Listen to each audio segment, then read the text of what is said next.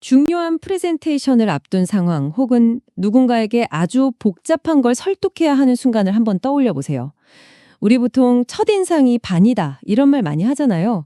오늘 저희가 다룰 자료가 바로 그 첫인상과 논리적인 설계가 얼마나 중요한지 아주 전문적인 분야를 통해 보여줍니다. 바로 건설업계의 클레임, 그러니까 취가 비용이나 기간 연장을 요구하는 공식 문서의 서문을 어떻게 써야 하는지에 대한 가이드입니다. 앤디 휴이시의 Construction Claims and Responses라는 책의 한 챕터인데요. 이게 단순히 정보를 막 나열하는 걸 넘어서요.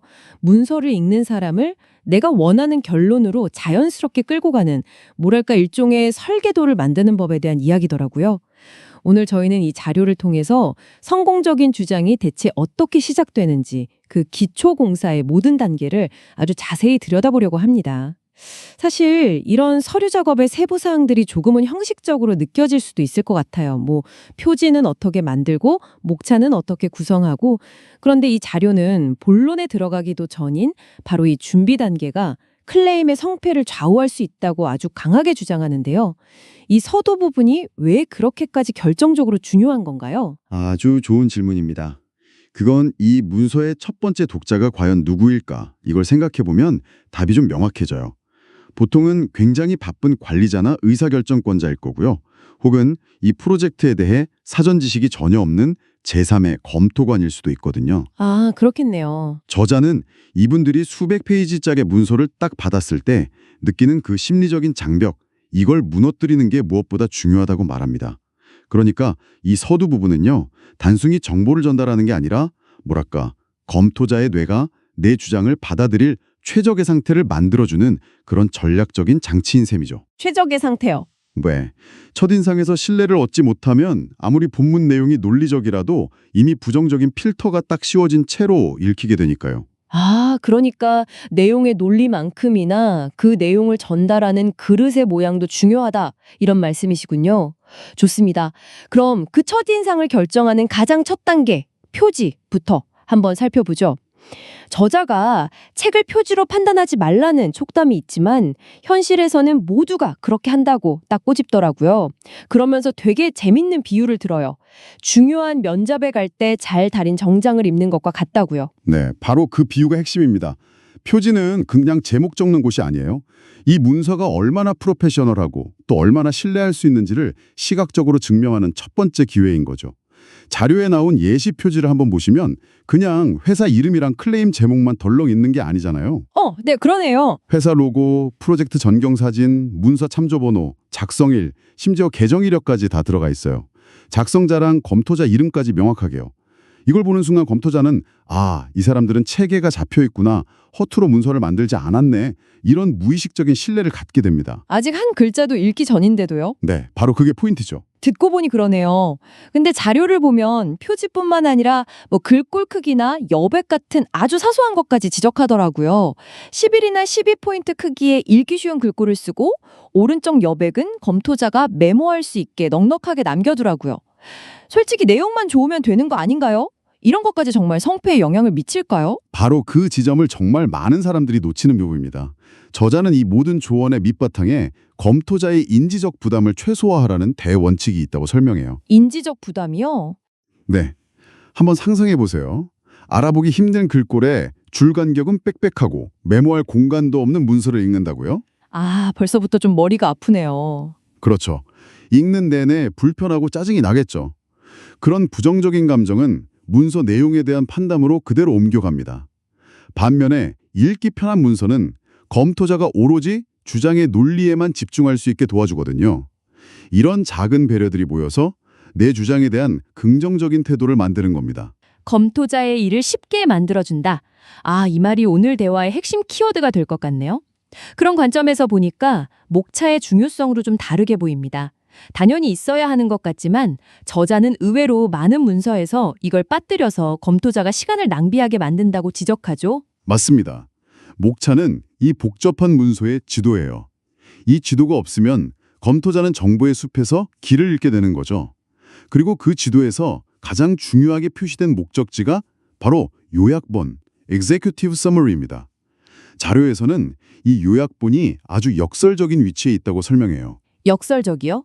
네, 문서의 다른 모든 부분이 다 완성된 후에야 쓸 수 있는데 실제로는 목차 바로 다음에 와서 가장 먼저 읽히는 부분이라는 거죠. 아, 그러고 보니 그 요약본의 역할이 정말 막중해 보이네요. 바쁜 의사결정권자는 사실상 이 요약본만 읽고 판단을 내릴 수도 있겠어요. 바로 그겁니다. 그래서 저자는 요약본을 그냥 본문 축소판이라고 생각하면 큰 오산이라고 경고합니다.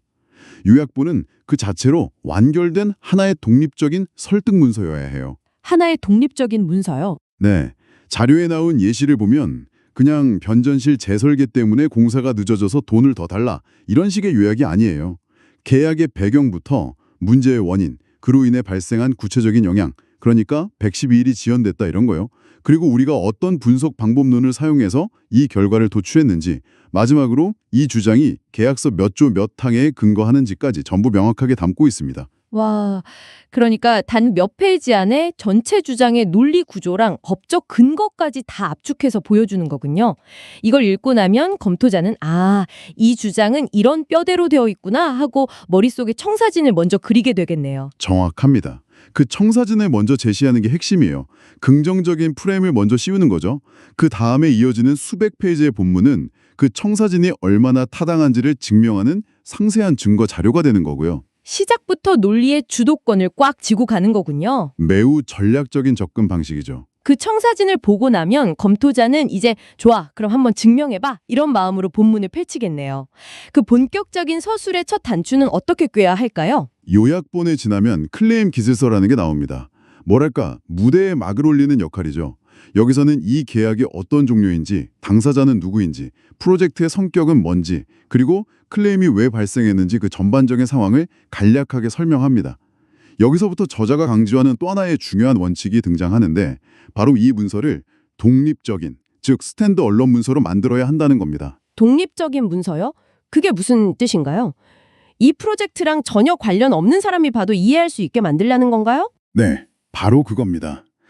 이 문서를 처음 보는 제3자, 예를 들면 법률가나 중재인이 다른 외부 자료를 전혀 참조하지 않고도 이 문서 하나만으로 모든 상황을 완벽하게 파악할 수 있어야 한다는 원칙이에요. 아, 그래서 클레임 기술서에 계약 당사자들의 공식 명칭과 프로젝트 개요를 다시 한번 설명해 주고요. 뒤이어서 나오는 정의 및 약어 섹션에서는 계약서에 나오는 모든 중요한 용어의 정의를 그대로 가져와서 반복해 줍니다. 아니, 계약서에 이미 다 나와 있는 내용을 굳이 다시 반복해 주는 거군요. 이것도 결국 검토자의 일을 쉽게 만들어주기 위한 장치라고 볼 수 있겠네요. 그렇습니다. 검토자가 용어 뜻을 확인하려고 책상 위에 쌓인 두꺼운 계약서 파일을 막 뒤적거리게 만드는 수고를 덜어주는 거죠. 예를 들어 공사 완료 기간이라는 공식 용어가 있으면 문서 전체에서 절대로 완공일이라 마감일 같은 다른 표현을 쓰지 않고 이 용어로 통일하는 겁니다. 또 현장에서만 쓰는 JLD 같은 약어가 발주처인 제이슨 레너드 데벨롭먼치를 의미한다는 식으로 모든 약어를 다 풀어서 정의해주고요. 아, 모호함을 완전히 없애는 거군요. 네, 모든 사람이 같은 언어로 소통하게 만드는 거죠. 정말 꼼꼼하네요. 이런 기초 작업을 다 마친 뒤에 드디어 주장의 법적 근거를 쌓아 올리는 계약 내역 섹션으로 넘어가는군요. 네, 여기서부터는 계약의 핵심 정보를 명시합니다. 적용되는 법률이 어느 나라 법인지, 계약 금액은 얼마인지, 원래 공사 시작일과 완료일은 언제였는지 같은 사실들을요. 특히 중요한 건 이 클레임 이전에 이미 승인받은 공기 연장이나 추가 지급이 있었다면 그 내역까지 투명하게 공개하는 겁니다. 그걸 왜 공개하죠? 불리할 수도 있지 않나요? 오히려 그 반대입니다. 이건 현재 상황을 정확하게 이해하도록 돕는 동시에 우리는 뭔가를 숨기려 하지 않는다는 정직한 인상을 주거든요. 신뢰를 더 강화하는 거죠. 아, 그렇군요. 흥미롭네요. 근데 이 부분에서 저자가 정말 뜻밖의 조언을 하더라고요. 주장의 근거가 되는 계약 조항들을 인용할 때 그냥 복사 붙여넣기 하지 말고 작성자가 직접 단어 하나하나 타이핑해보라고 권하는 부분이요. 아, 잠시만요. 복붙 기능이 있는 시대에 이걸 직접 타이핑하라고요? 처음엔 농담인 줄 알았습니다. 이건 거의 고행에 가까운데 저자가 왜 이렇게까지 주장하는 건가요? 저도 처음엔 그 부분을 읽고 고개를 갸우뚱했어요. 하지만 저자의 설명을 듣고 나면 정말 무릎을 탁 치게 되죠. 이 행위의 목적이 단순히 정보를 옮기는 데 있는 게 아닙니다. 직접 타이핑하는 과정 자체가 작성자가 해당 조항의 모든 단어, 모든 쉼표, 모든 뉘앙스를 완벽하게 소화하고 이해하게 만든다는 거예요. 아, 우리는 종종 어떤 조항에 대해 안다고 생각하지만 막상 한 글자씩 타이핑하다 보면 이 단어가 이런 뜻이었나? 혹은 이 조건이 있었네? 하고 잘못 알았던 부분을 발견하게 된다는 거죠. 아하, 실수를 방지하는 가장 확실한 자기 검증 방법이라는 거군요. 그냥 눈으로 훑어볼 때와는 전혀 다른 차원의 이해를 하게 된다는 말이네요. 정확합니다.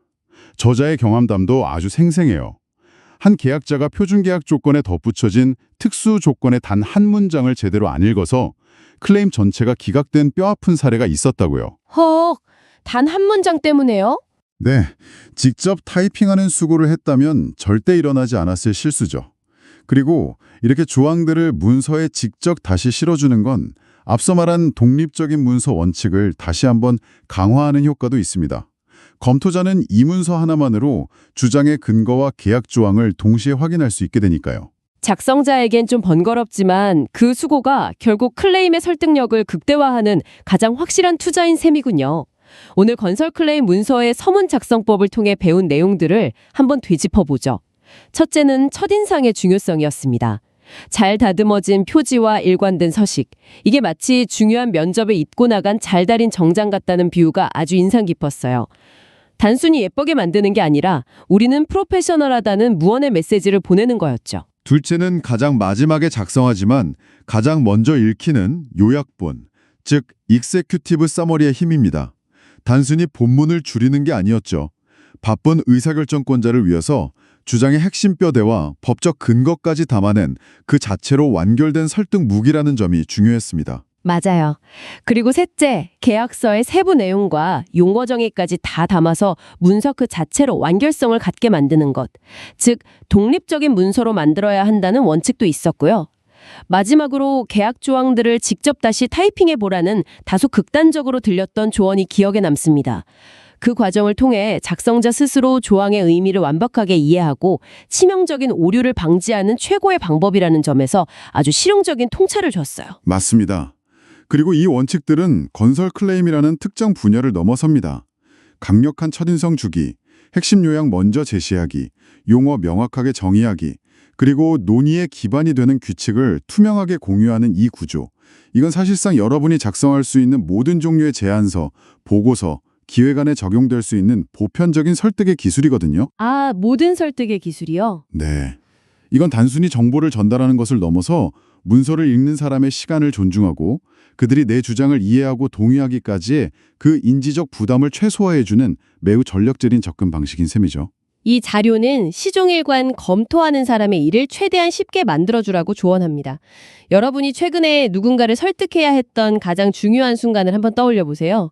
여러분의 주장이나 제안은 상대방이 그 내용을 쉽게 받아들일 수 있도록 친절하게 설계되었나요? 아니면 상대방이 직접 사실관계를 파악하고 논리의 조각들을 맞춰야 하는 수고를 하도록 만들었나요? 오늘 우리가 많은 이야기 중 단 하나를 다음 설득의 순간에 적용해 본다면 여러분의 주장은 첫 문장부터 어떻게 달라질 수 있을까요?